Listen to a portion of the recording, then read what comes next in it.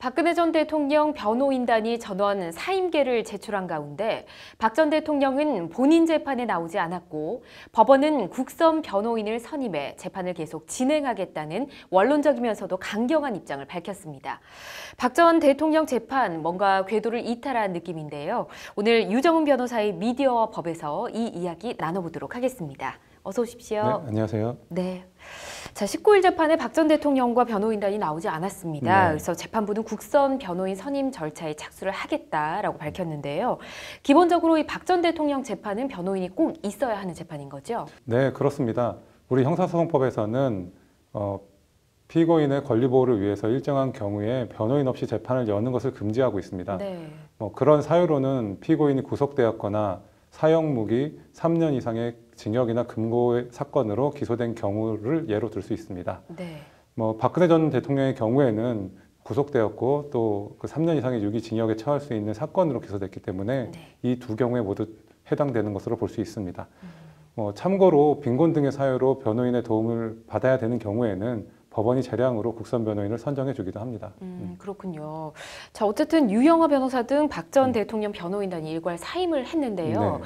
여기서 잠깐 궁금한 점이 좀 생겼습니다. 박 전 대통령이 삼성동 집을 팔았을 때 네. 변호사 수임료를 마련하기 위한 것이다라고 언급을 했었는데 만약에 이런 형사사건 재판 중간에 변호사들이 다 이렇게 사임계를 내게 된다면 그 수임료는 어떻게 되는 건가요? 예, 통상적으로 수임료는 일을 착수하는 시점에서 전액 선불제로 받고 있습니다. 네.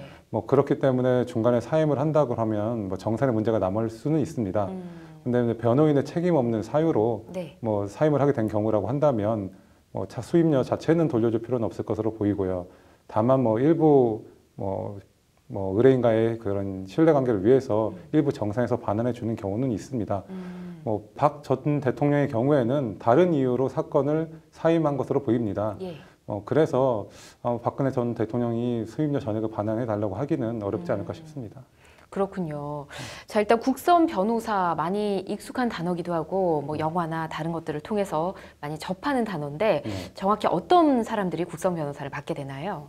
네, 형사소송 규칙 제14조는 법원이 변호사 그리고 공익법무관, 사법연수생 중에서 국선 변호인을 선임할 수 있도록 규정하고 있습니다. 네.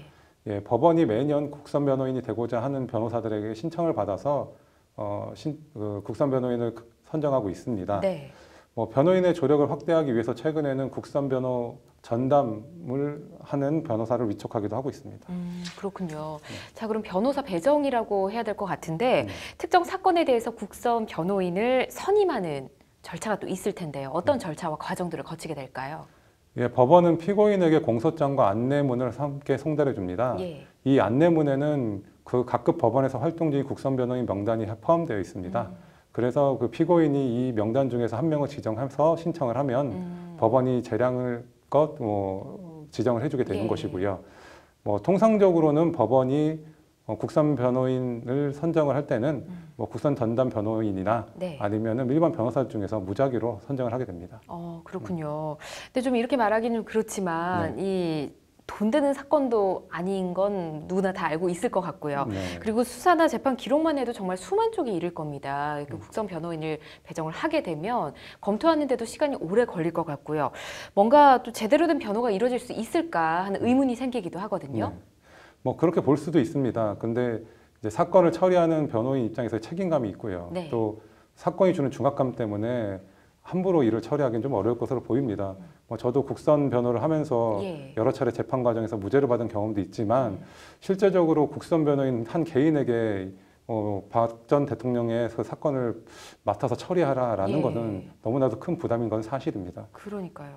자, 어쨌든 최소 재판 지연이나 아니면 파행이 좀 불가피할 것으로 보이는데요. 어떻습니까? 네, 변호인이 없는 상태에서 재판이 열릴 수 없고 국선 변호인이 선정된다 하더라도 네. 기록을 검토하는데 상당한 시간이 걸릴 것으로 예상되기 때문에 재판이 당분간 파행으로 치닫을 것으로 보입니다. 네.